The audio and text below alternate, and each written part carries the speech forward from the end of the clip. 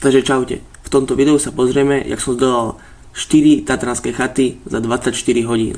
Tak poďme na to. Ráno budíček o 4:00, ešte som si nachystal veci a pripravil jedlo na cestu a túru. O 5:00 mi išiel vlak z Blavy, vystúpil som na Vinohradoch a už o 5:40 som sedel vo vlaku smer Poprad Tatry. Na úsek cesty som nemal kúpeť lístok, tak som sa schoval na veckách. Nakoniec ma aj tak chytil revízor. Po Prade som prestúpil na vlak do Starosmokovca a odštartoval som túru. Začiatok, vyrážame zo Starosmokovca smerom na Hrebienok. Je 9:50. Vidíme sa na Hrebienku. Čau. Sme na Hrebienku. Je 10:15. Tam je kladový dom.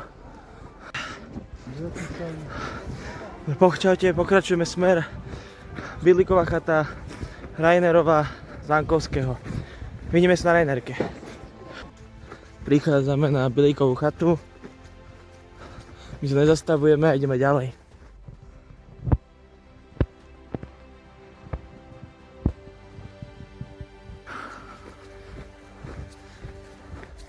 Takže je 10:30, 10:34. Prichádzame na Rainerovú chatu. Napijem sa a idem na Zankovského. Odišiel som z Rainerovej chaty 10:30. Keď do 11:00 budeme na Zankovského chate, tak sa vydávam na cestu na Terryho.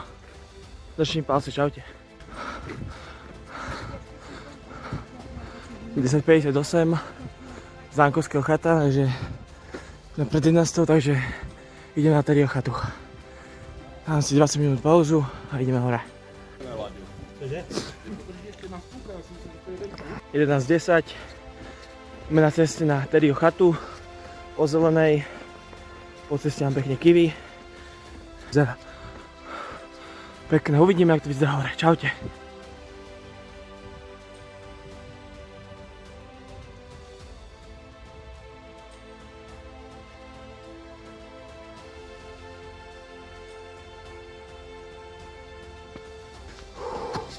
Takže tuto, jak vidíte, už som si musel mačky, lebo terén bol docela strmý a bez nich by som nedal.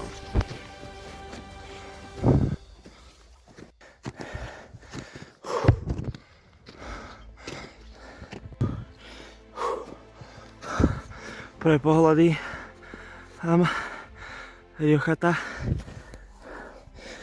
Bez mešek by som to asi nedal, tak náročné.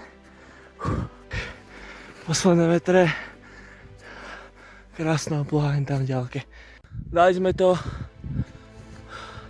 tu je Terryho chata, aktuálne je 12:23, takže som to dal za 3 hodiny a 30 minút.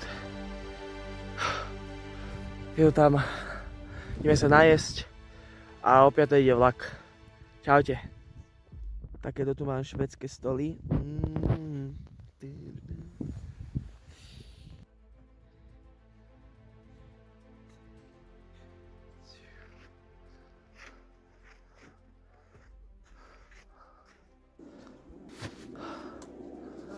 Schádzame.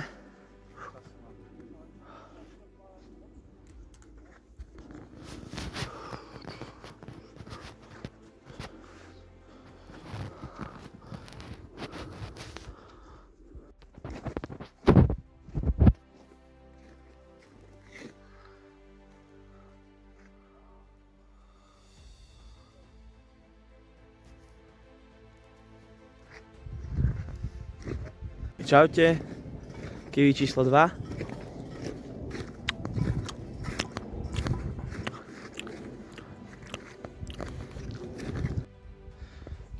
Ideme naspäť.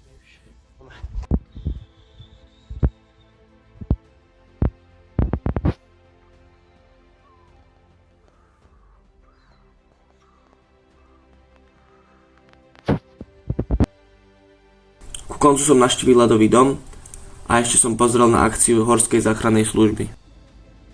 Potom som nastúpil na vlak a išiel domov.